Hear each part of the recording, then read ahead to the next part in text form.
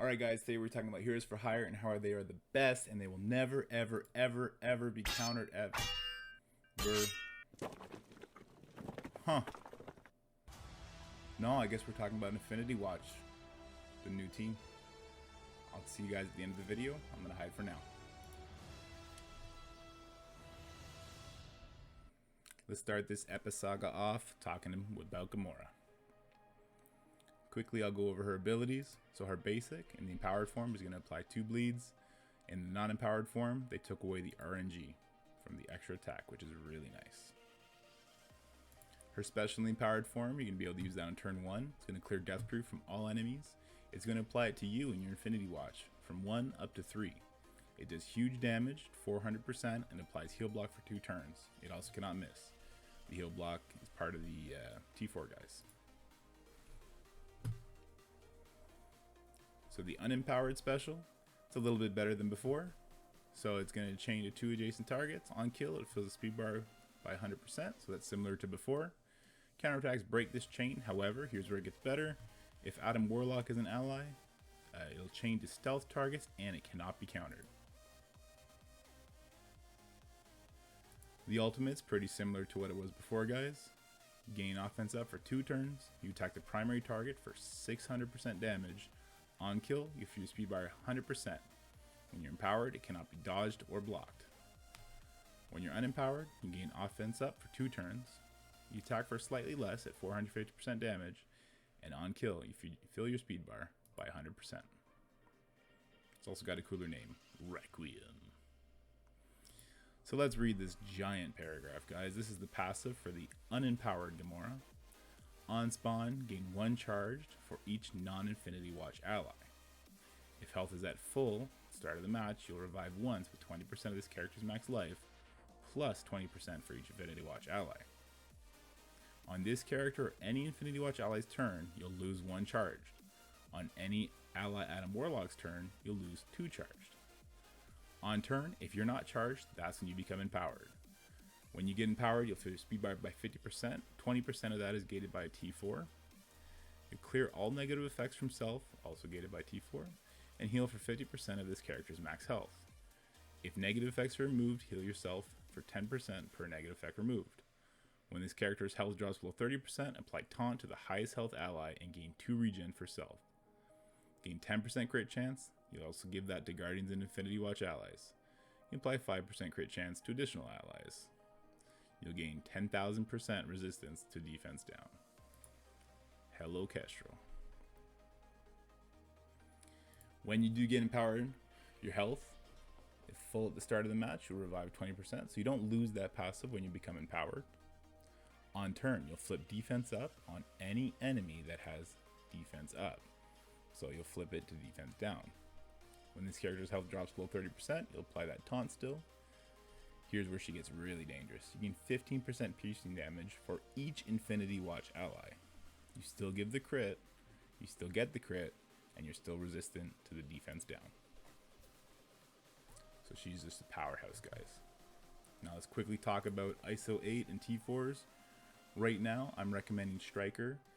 I'm kind of looking at Infinity Watch the way I looked at Hero Brawlers, where Nebula will be filling the role for Miss Marvel. That's kind of TBD. I really like it right now, and just with the 3 Infinity Watch allies that are available to us, it seems really strong. T4 recommendations, 6665. The passive is definitely necessary, as when you get empowered, you get that speed, which is super important.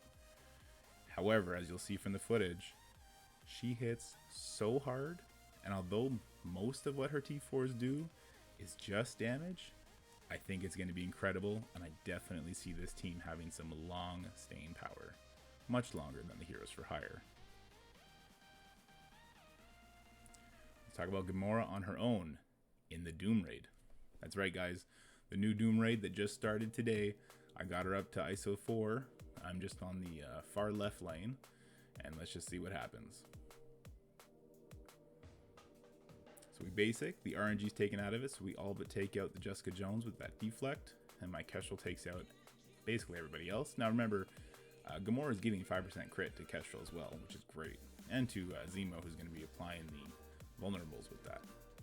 And you see, kind of ran into a bit of an issue that with the extra damage from Gamora, I'm going through this node too fast, and I'm not going into the next node with Kestrel's special available. Now that also could just be because these enemies are apparently weaker.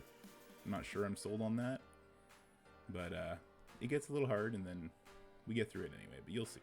We're going to do all 3 nodes here.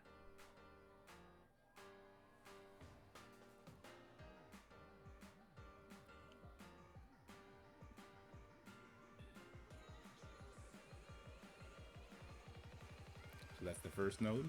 Nothing impressive there. Easy peasy, right? Now the second node.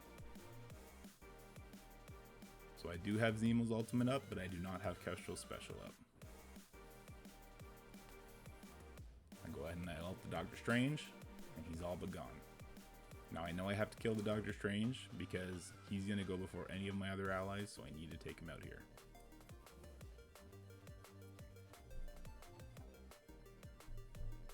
So off to a little rocky start compared to what I normally do.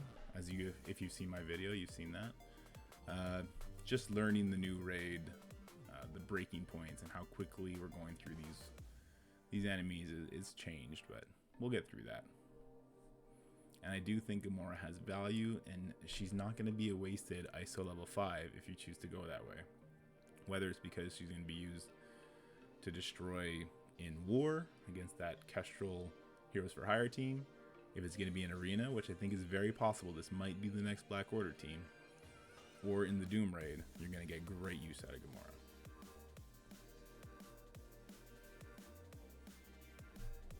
So this is kind of business as usual. We'll make sure we're applying our controlling effects to as many places as possible.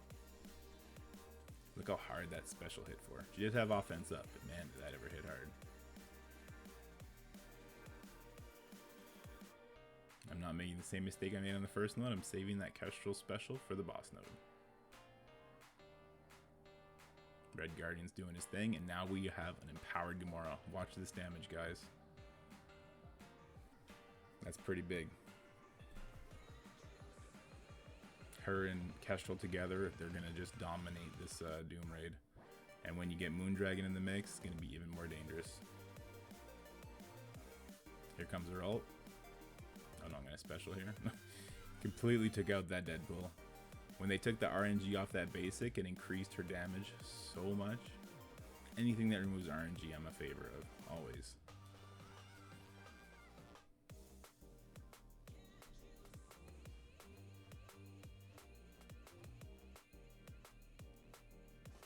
I almost didn't want to attack thing there because I just didn't want to take the retaliate.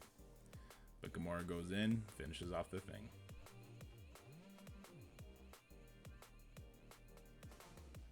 And there you go, that's the second node. Now let's look at the boss node. Again, guys, this is the first time I've done this raid. Well, I mean, it just came out today, so of course it's the first time I've done this part of it. But like normal, we want to get ability block on Ebony Moss so he doesn't give us offense down, and then we want to tunnel out the Dr. Doom.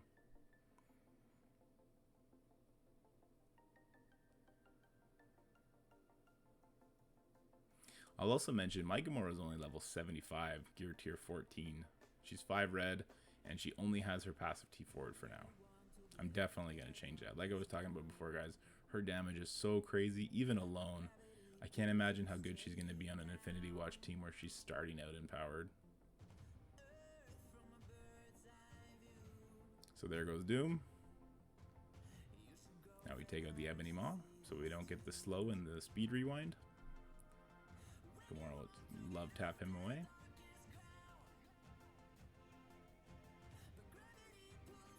I'm gonna spread some more defense down all over the place. And we want the Cyclops down. Make sure we're applying slows where we can. We don't want to just keep slowing the same person for no benefit. We now have empowered Gamora again. Let's see what this ult does. Not too crazy there. Reading's ability block on Heimdall, not because we wanted to ability block him, but just we wanted to hit everybody and we wanted to pull that dodge off of Psylocke. Now we want to take Psylocke out. You could also take out She-Hulk here. Look at that damage from the basic. The basic almost does more damage than the ultimate. I'll Although the T4 from the ultimate, I believe, is 100% damage. So that's going to increase it by a lot. As you see, we're still racing to take out this Psylocke before she flips everything back at us. We used the special there to hit a bunch of people. We could have basicked and got through the dodge and taken her out for sure.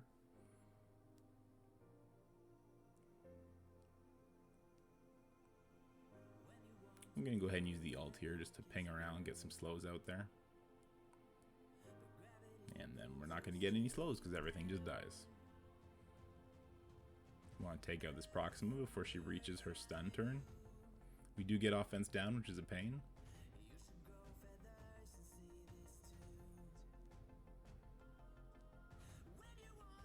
There goes the Proxima. Now we're going to get defense down thrown back at us. Red Guardian stun, but we're going to cleanse that in a second here. Running a bit short on time, but I've been playing pretty slow because I'm still learning how Gamora operates in here. He saw that damage with offense down into She-Hulk, guys. That was huge. The basic just hits so hard.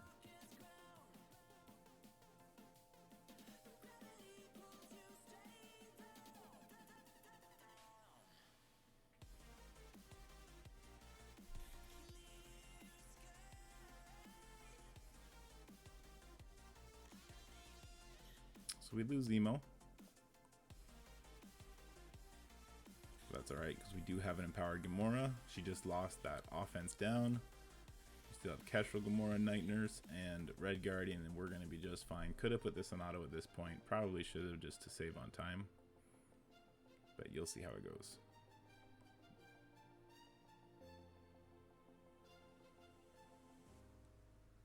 We're going to use the Gamora ult on Mr. Fantastic, get our speed back.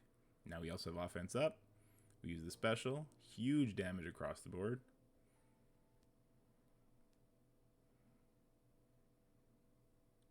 Let's take out the Heimdall, so there's less people for us to worry about.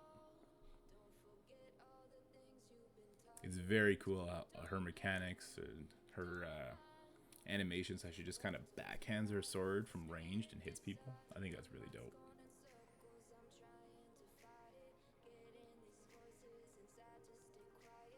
There you go, we now have it on auto. And we got a one-shot on the new skill node. I'm not convinced that the raid is actually easier than it was before. I'm not convinced it's harder either, though. I think it's just the same.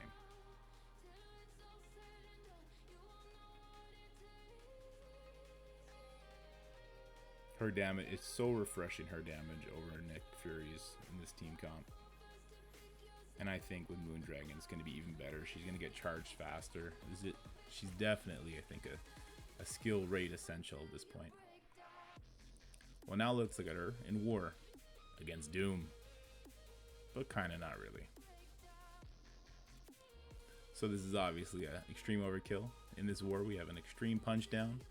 And yeah, it's just an extreme punch down. So we're punching for safety, and I just have a bunch of these stragglers. I don't use their teams anymore, so it is what it is. She basically takes Johnny into the yellow on her own through defense up. Now, if you're wondering what the point of this team is, well, Falcon gives speed. Silver Surfer puts the ability block out. Hela spreads the ability block. Captain Marvel takes off any tank who might have a taunt along the way. Didn't need to there, so we just took out Johnny instead. But it's a great Doom killing team.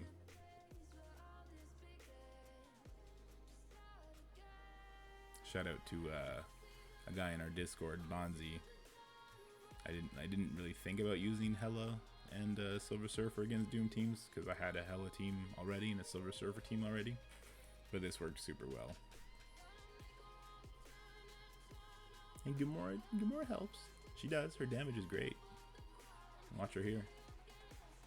We go ahead. Because she's not empowered, we use the special so she gets a second turn. See if we can take on Mr. Fantastic. We can. So she gets another turn, and now she's empowered.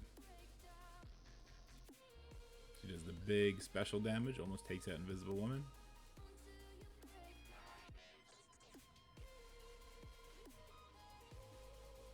And we're very fortunate that we're going to get to see her ultimate in slow-mo action here for the killing blow. and so cool. Watching her take out a Doom is definitely the way to end this video. What's better than taking out one Doom, taking out two? Pretend that was a real one for me, would ya? Anyway, guys, I hope you like this video. I think Infinity Watch is going to be the new Black Order. I think they're incredible. I hope you enjoyed this video and that you're happy, healthy, and having fun. And if you did like it, please like and subscribe. I'll see you guys in the next one.